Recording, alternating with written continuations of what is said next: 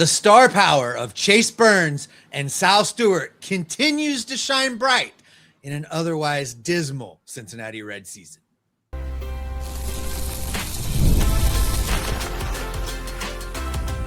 You are Locked On Reds, your daily Cincinnati Reds podcast, part of the Locked On Podcast Network, your team every day. Hello and welcome. My name is Jeff. His name is Steve. And on today's Locked On Reds podcast, it is brought to you by Game Time. Download that Game Time app today, create an account, and use the promo code Locked On to get $20 off your first purchase. A little bit later on, we're going to tell you about some struggling players, some guys who are around or below the Mendoza line who are likely to stay. And there's one key caveat as to why. We'll get to that later on. In just a few minutes, we will discuss the struggles of one Jeffrey Joseph Bleday, because he's been struggling here recently, which a couple of us might have been telling you, watch out for that. But we're going to begin with the reasons to hope, the reasons to believe in these Reds, and they are Sal and Chase, and yeah, there's also Ellie about that too. But the big nights that happened on Wednesday were for Chase Burns and for Sal Stewart, because Steve, those two guys led to that dub.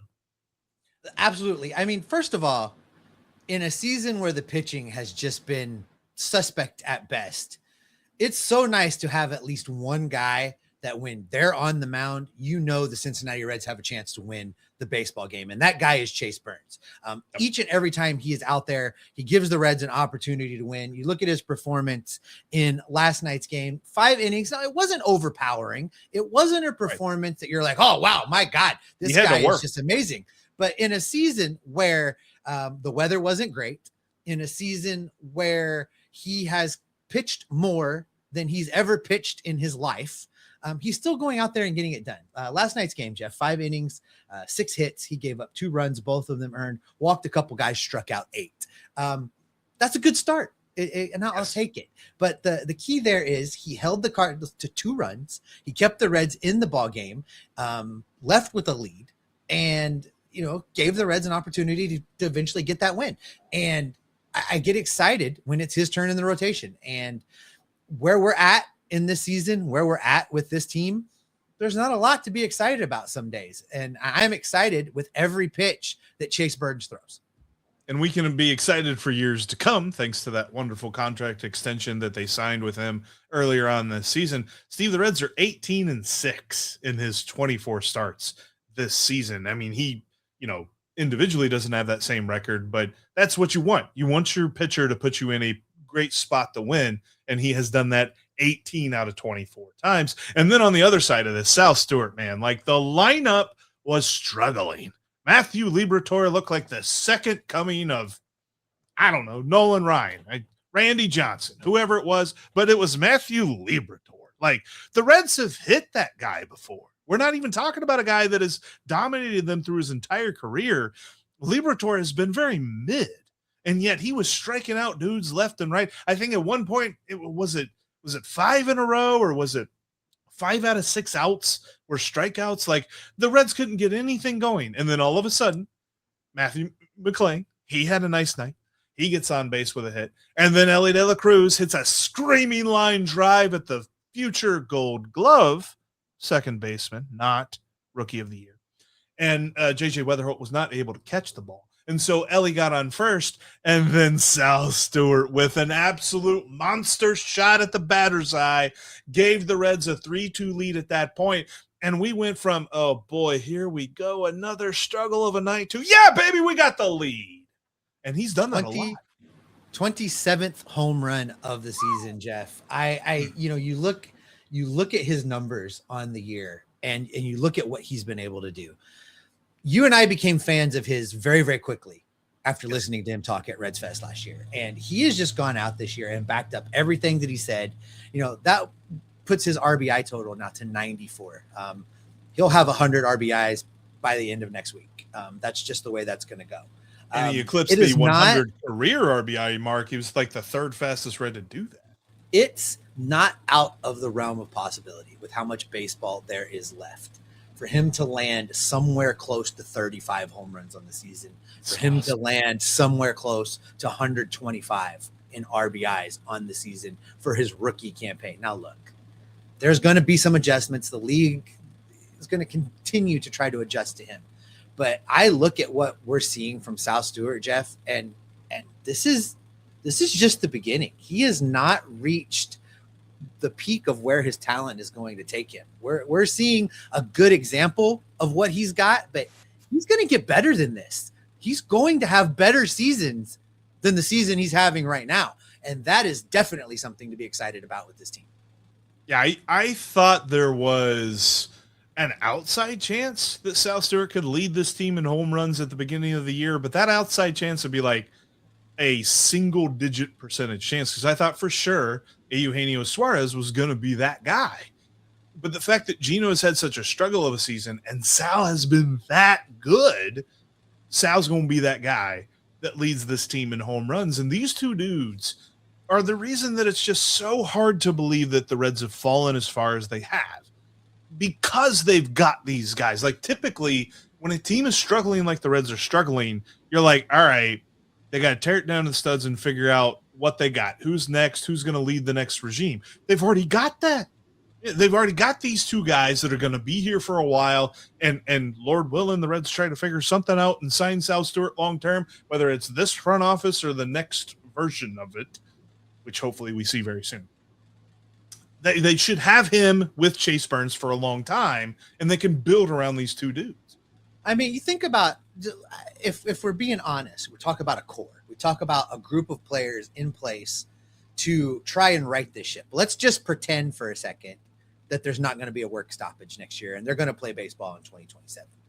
You look at the core that they have right now, that if they put a fresh set of eyes on this to rebuild around, you've got a rotation that already has Chase Burns and Andrew Abbott in it. That's a great 1-2 punch to start to rebuild the rotation around. You look at this lineup, it's got Sal Stewart, it's got Ellie De La Cruz. That's a great 1-2 punch, both, as a core and as a lineup, 1 and 2. That's a great place to start. That's 4 guys right there to really begin to build around. And while things have been bad, while the season has been disappointing, that's not nothing. That's not right. Start from scratch, ground zero. That's not have to tear everything down to the studs, as you said, and begin a rebuild. Not necessarily a rebuild, it's a retooling. They need to retool before the next season, but there's a core to really build around. And, I didn't even mention guys like Rhett Lauder for this rotation. I didn't even mention anybody that's in the bullpen.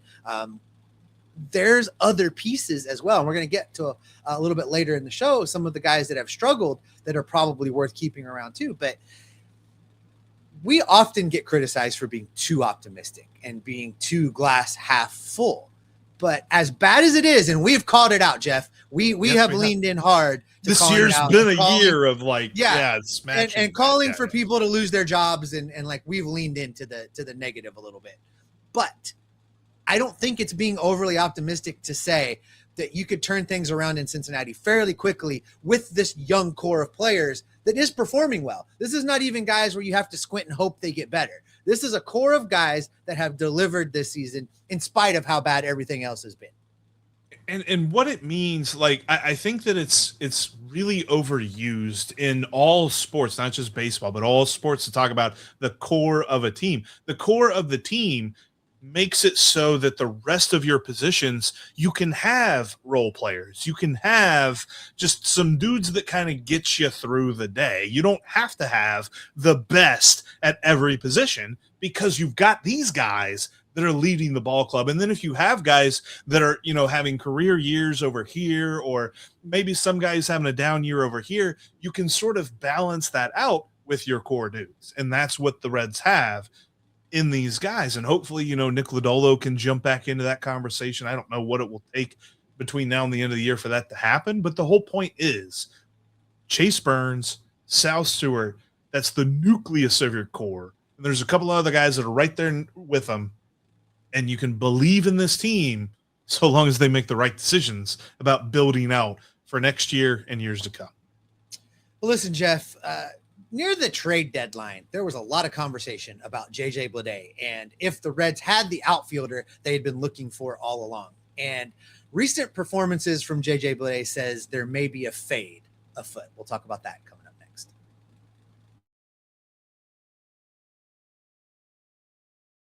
If you've got a sweet tooth like I do, you know how tough it can be to find the perfect treat without all the sugar. That's why Fruity Rainbow 5-Hour Energy Shot brings the nostalgic flavor back in a whole new way. Fruity Rainbow 5-Hour Energy Shots treat your taste buds to an explosion of fruity flavors with a tasty caffeine kick. It's a quick, easy way to satisfy your sweet craving while keeping things simple and on the go. I love these 5-Hour Energy Shots. They're in a little tiny package. I can keep them in my scrub pocket for my other gig. And as the day gets a little long and I get a little tired, a little 5-Hour Energy Fruity Rainbow, and bam, I am right back in the game and right back into action. I like how convenient they are to carry around. I like how easy they are to just have on me all the time. Get candy flavored chaos with 5-Hour Energy's Fruity Rainbow flavor shots, available online or at 5hourenergy.com or over at Amazon. There's nothing like getting to watch a Major League Baseball game live. I love being down at GABP. Whether the Reds are winning or losing, I love being at the ballpark, and Game Time makes that experience so much easier. When you go to a live game, the problem is trying to get the tickets, go through the queues, log on, hidden fees, ticket prices jumping at checkout. All of those problems go away when you use the Game Time app. Game Time gives fans the advantage with constant innovation. It's how you unlocked amazing ticket prices and experiences in just a few taps. It's super simple to use. They show you the view from your seats if you're going to a venue you've never been to before. They give you the option to see exactly what it is that you're going to get. Jeff and I use this all the time. We go down to the banks, we post up on our spot, we wait till just before first pitch, we jump on the Game Time app, we grab our tickets, we head into the ballpark. It's just that easy. You can take the guesswork out of buying Major League Baseball tickets with Game Time. Download the Game Time app, create an account, and use the code Locked On for $20 off your first purchase. Now, terms do apply. So again, just create your account and redeem the code Locked On for $20 off your first purchase. Download the Game Time app today.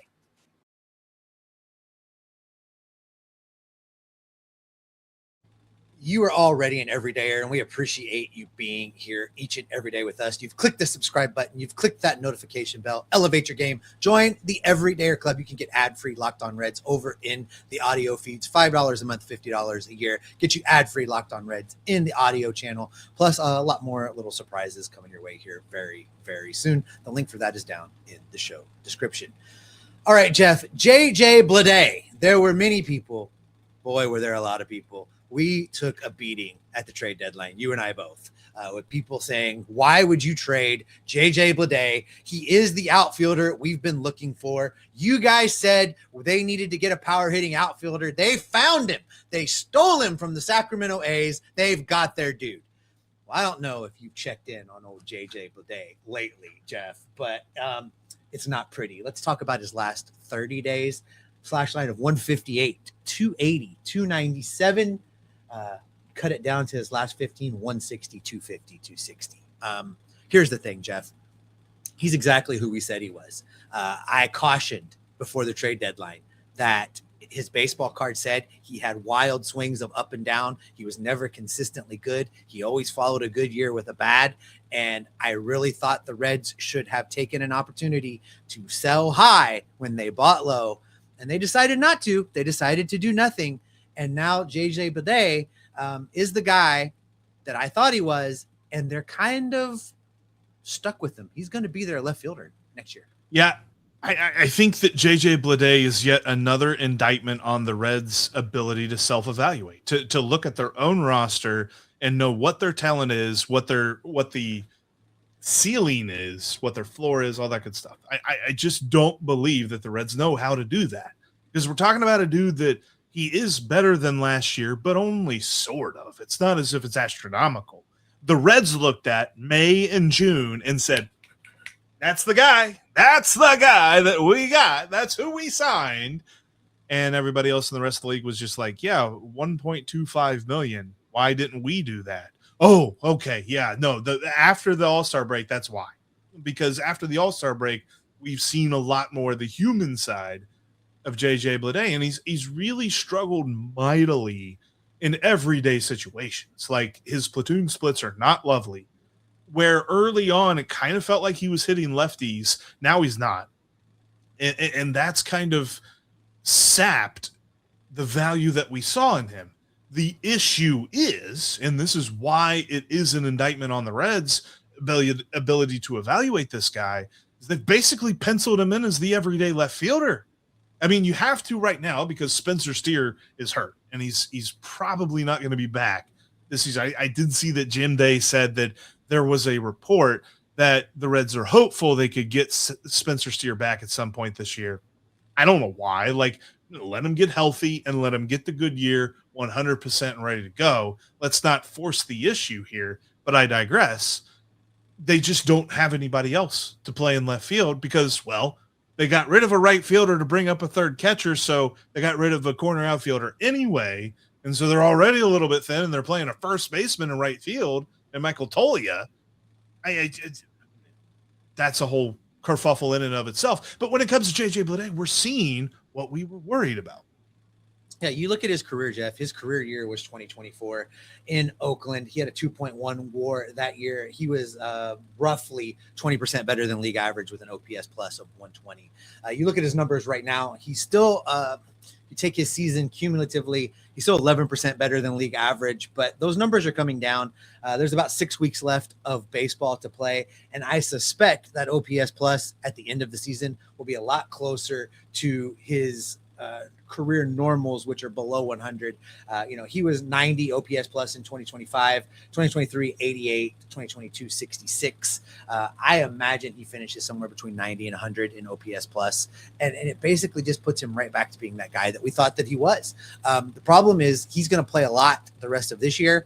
And because he is under team control, because this franchise has not gone out and addressed its outfield situation, because the Reds, like a lot of the people that were in the comment section yelling at you, yelling at me, decided that he was the outfielder we were looking for. He's going to be the outfielder that you're looking at next year as well.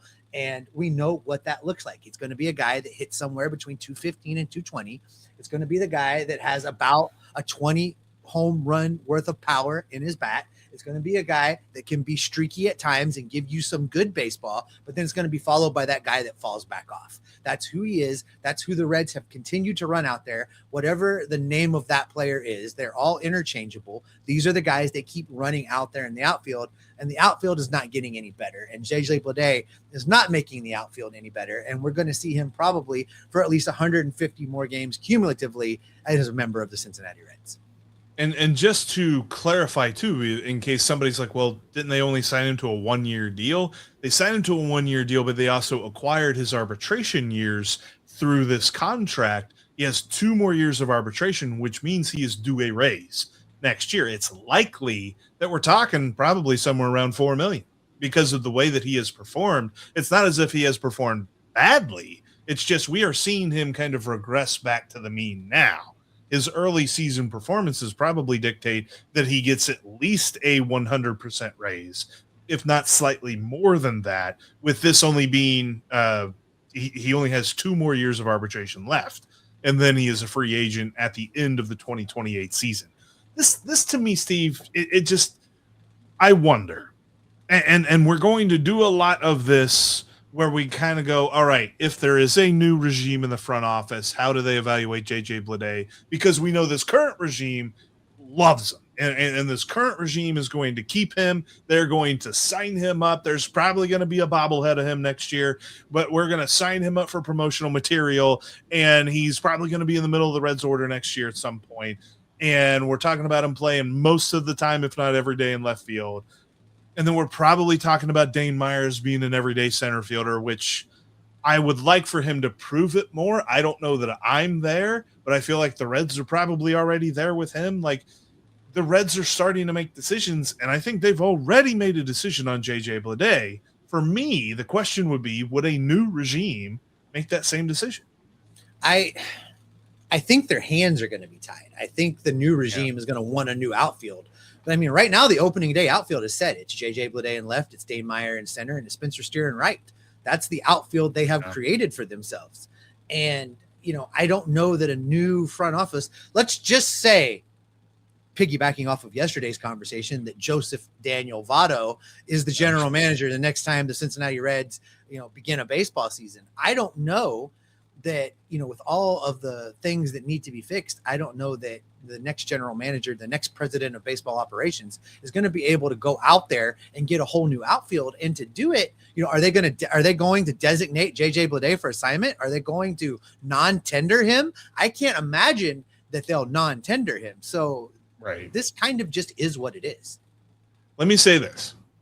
If the Reds go out and get 2 more outfielders and then their third outfielder is JJ Bleday, I feel a lot better about this. As it stands, it feels like the way that the Reds are evaluating him is that he's their number 1 outfielder, and that is not a good idea. But I know this. There's a lot more evaluation that's going on. Matt McLain had a good day on Wednesday, and there's a number of guys that have really struggled mightily this season that are either under team control, have options for next year, and could be around. I think that there's one very important factor that will determine all of that, and we'll discuss that next.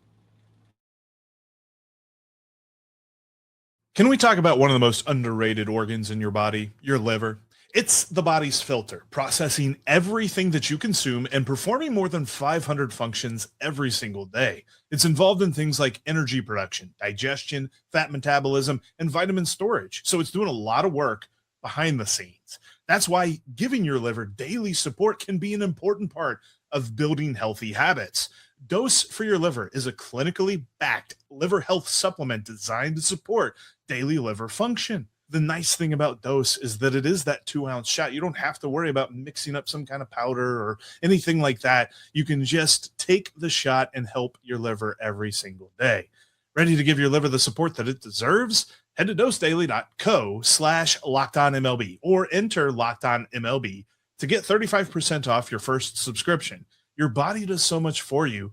Let's do something for it. That's dosedaily.co/LockedOnMLB for 35% off your first month subscription.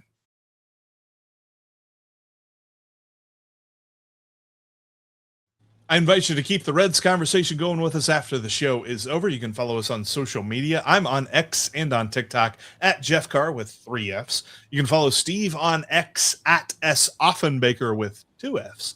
And you can follow the show. There's no Fs in at Locked On Reds. And we are everywhere you get your podcasts. And you get your social media with the podcast feed at Locked On Reds.